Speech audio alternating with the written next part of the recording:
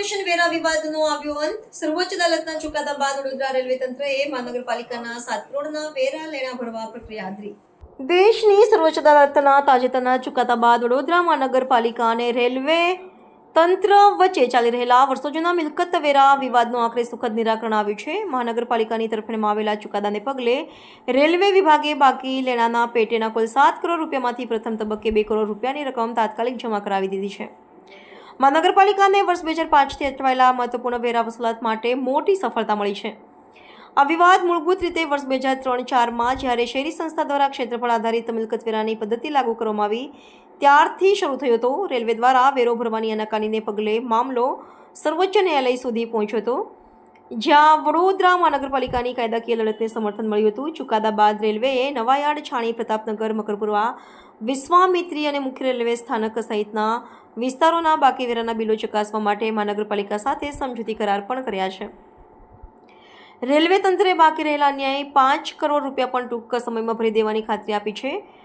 આ વિવાદનું નિરાકરણ થતાં મહાનગરપાલિકાની તિજોરીમાં કરોડો રૂપિયાની આવક થશે, જેનો ઉપયોગ શહેરી વિકાસના કાર્યોમાં કરી શકાશે. મહાનગરપાલિકાના સત્તાધીશોએ ન્યાયતંત્ર પ્રત્યે આભાર વ્યક્ત કરીને વેરા વસૂલાતની પ્રક્રિયા ઝડપથી પૂર્ણ કરવા પર ભાર મૂક્યો છે.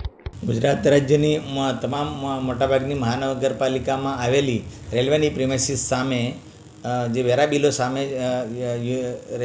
રેલવે વિભાગને વાંધો હતો, તેના સામે યુનિયન ઓફ ઇન્ડિયા દ્વારા સેન્ટ્રલ કચેરીઓ, ગવર્મેન્ટની જેટલી પણ કચેરીઓ છે તેની સામે સુપ્રીમ કોર્ટમાં દાવો દાખલ કરવામાં આવેલો હતો. આ દાવો ચાલી જતા આ ચુકાદો તમામ મહાનગરપાલિકાની તરફેણમાં આવેલો છે. તે મુજબ હવેથી તમામ મહાનગરપાલિકાઓ અને રેલવે વિભાગ સાથે MOU કરવાનો ચુકાદામાં ઉલ્લેખ છે. તે મુજબ વડોદરા મહાનગરપાલિકા દ્વારા પણ ઉલ્લેખ થયા મુજબ MOU કરવામાં આવેલું છે. તે મુજબ હવેથી વડોદરા મહાનગરપાલિકાને રેલવે દ્વારા વેરો ભરવાપાત્ર થાય છે.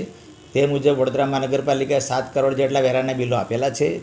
એમાંથી જે તમામ વેરા બિલની ખરાઈ કરીને તેઓ દ્વારા પેમેન્ટની કાર્યવાહી ચાલુ છે. જે અન્વયે અત્યાર સુધીમાં 2 કરોડ જેટલી વેરા વસૂલાત થઈ ગયેલી છે. 5 કરોડ જેટલા વેરા બિલ પ્રોસેસમાં છે. ટૂંક સમયમાં ભરપાઈ કરી દેવામાં આવશે. કયા કયા રેલવે સ્ટેશનો વડોદરાના છે? વડોદરા મહાનગરપાલિકા વિસ્તારમાં ખાસ કરીને નવાયાર્ડ, છાણી રેલવે સ્ટેશન, લાલબાગ, મકરપુરા અને પ્રતાપનગર જેવા વિસ્તારોમાં રેલવેની પ્રિમાઇસીસ આવેલી છે. કેટલા વર્ષ અંદાજિત જૂનું આ ઉઘરાણી હોઈ શકે?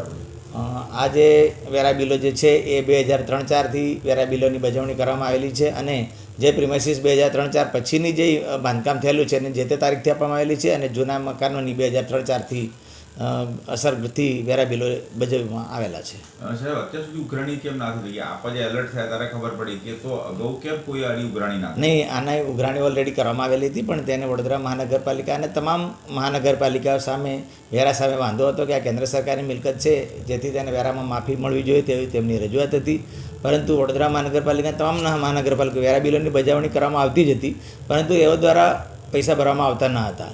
જે અંગે ચુકાદો કોર્પોરેશનની તરફેણમાં આવેલો છે અને હાલ તેઓ ભરવા માટે તૈયાર પણ છે. હવે 5 કરોડ બાકી છે. હજી 5 કરોડની ઉઘરાણીમાં જો એ લોકો કોઈ ડેડલાઇન નક્કી કરી છે કે આટલી સમય મર્યાદામાં આપવાનું નહીં આપે તો સીલ કરાશે કે શું કરાશે? નહીં, આ અંગે તેઓ વડોદરા મહાનગરપાલિકાની સંપર્કમાં છે. તેઓ આ જે 5 કરોડ જેટલા વેરા બિલની જે પેમેન્ટની ચૂકવણી પ્રોસેસમાં છે અને ટૂંક સમયમાં ભરપાઈ પણ કરી દેશે તેવી માહિતી છે. આ બાબતે આપણે MOU કરવું પડ્યું? આપણે શું કરવું પડ્યું? નહીં, આ જે સુપ્રીમ કોર્ટ છે એમાં જે ચુકાદો આવ્યો છે તેમાં ચોખ્ખું લખવામાં આવ્યું છે કે ભાઈ તમામ મહાનગરપાલિકા સાથે રેલવે MOU કરશે અને બંધન કરતા રહેશે કે તેઓ હવેથી નિયમિત પૈસા ભરી દેશે. તે મુજબનું MOU કરવામાં આવેલું છે. તે મુજબ વડોદરા મહાનગરપાલિકા અને રેલવે વિભાગ દ્વારા MOU કરવામાં આવ્યું છે, જે અન્વયે તેઓ પણ પૈસા ભરવા બંધાયેલા છે અને 5 કરોડ જેટલા નાણાં બાકી છે. ટૂંક સમયમાં ભરપાઈ કરી દેશે એવી માહિતી છે.